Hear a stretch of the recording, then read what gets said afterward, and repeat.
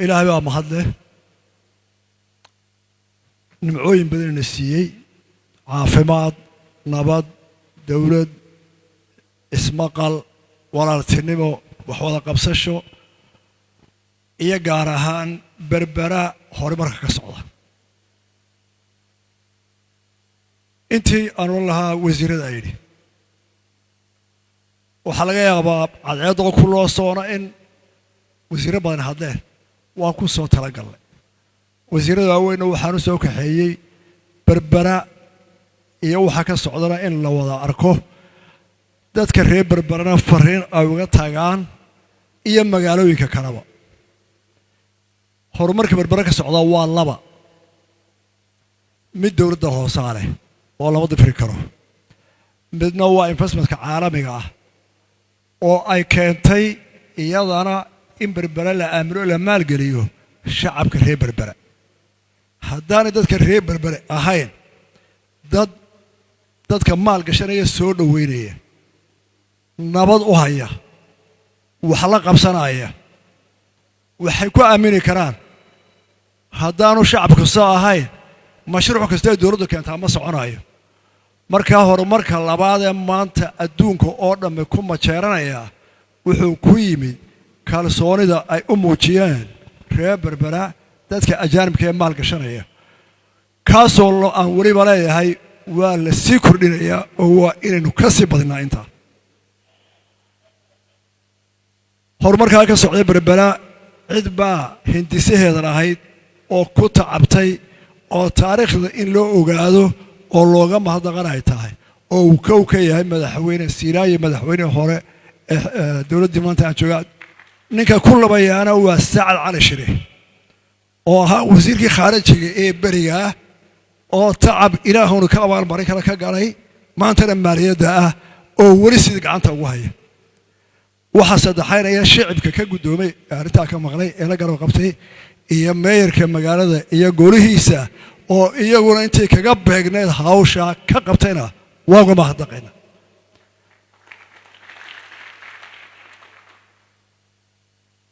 reer berbera fariintaan uga tegaynaa waxaa weeye berberi magaalo way ka weyn tahay waa bender waa metropolitan ama beled waxaan uga jeedaa waa magaalo international afafka adduunka lagaga hadlo oo dhammi la doonaya inay yimaadaan oy ku noolaadaan oo ay wax ku yeeshaan oo ay wax gashadaan oo isugu soo ururaan walaalayaal kama caqli yarin oo kama fikir yarin oo awyaasheen haddaynu nahay somaliland guud ahaanba waxay ahayd dadka la entrepreneurs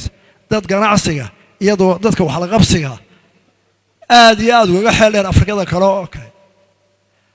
maanta anigu markaynu isbogaadina aad loo farxayo leeyahay waanu horumaro berberi waa caynkan maya meel hooseynu joognaa 30 sano intan in ka badan 100 jeer inuu qabsan ahayd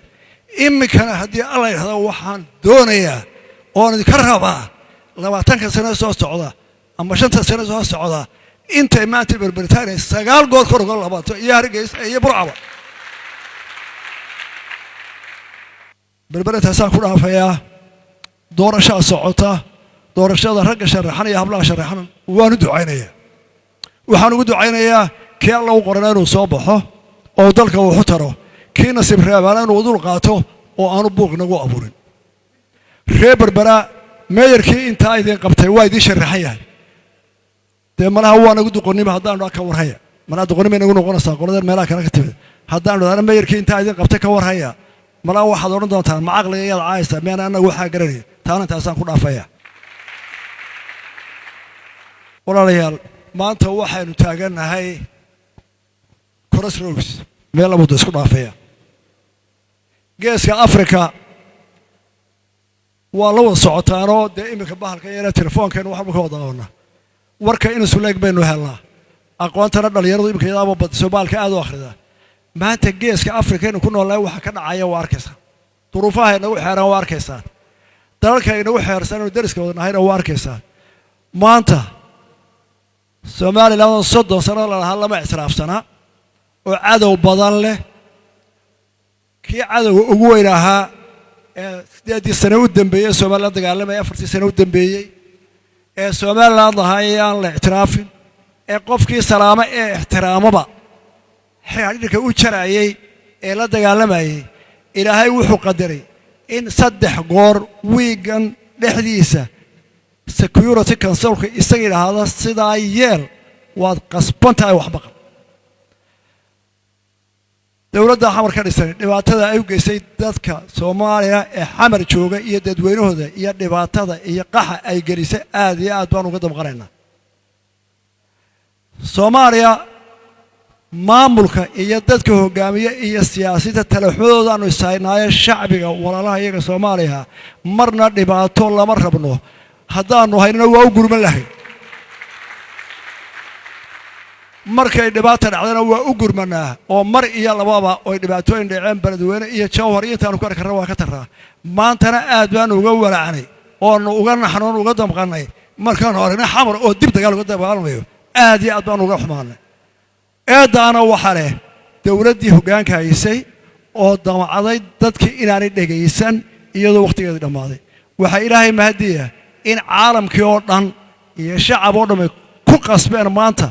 dawladdii dhagaha adkayd inay ku soo noqoto halkii shacabka iyo caalamku rabeen oo caawa xamar naba tahay oo baladweyne naba tahay oo gaalkacyo naba tahay oo qof Soomaaliyeed maanta gurigiisa aanu ka qaxayna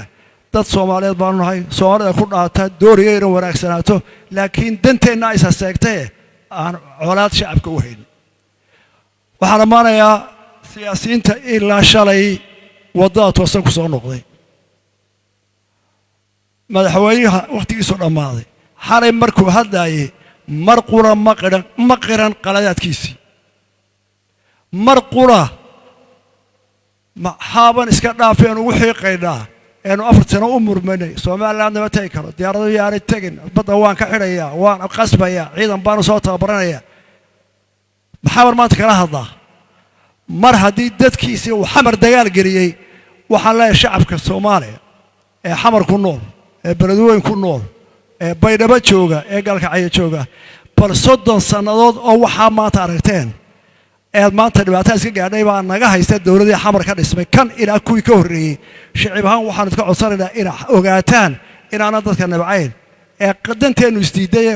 waxa maanta ka saasteen ka yaabteen caalamka ka yaabay ay 30 sano naga haysteen madaxdiina iyo dadka idin taliya taana taasaan ku dhaafaya waxaan ku soo koobayaa shacabka Soomaaliland doorashada ku soo socota lama dooranay xildhibaan lama dooranay dawladda hoose waxa la dooranayaa Soomaaliland adduunka halkay ka gali kartaa lacagta ku baxaysa imika inta ku baxday doorashadu waa 20 milyan waa kan sacad isaga dusha ka saaranta caalamku wuxuu ku darsaday Yurubna 3 milyan iyo 2 Taiwan 5 naga soo galay inta kale xilkeeda waxa qaaday wasiirka maaliyadda iyo wasaaradda maaliyadda oo bixiyay dib kasta iyo si kasta u keenan cidna waxba kama amaahan taajirna waxba kama ahan shirkadna may bari caalamku wuxuu leeyahay oo say soo wadi karaya wuxuu leeyahay oo talow maxaa ka dhici doona iyagana masaa xamar baa loo gar qaadaya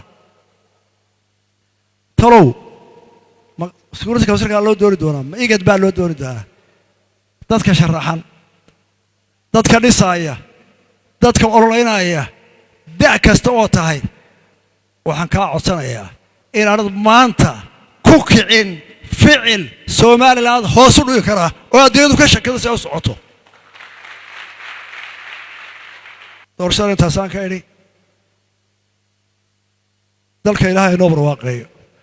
roobabkana qaar khayr qabaa lahayn oo gariga ilaahay abaartina soo jabiyey cudurkan koobka Allah inaga dulqaado dalka iyo dadka waa Allah inoo barakeeyo ilaahay talada toosan haynu tuso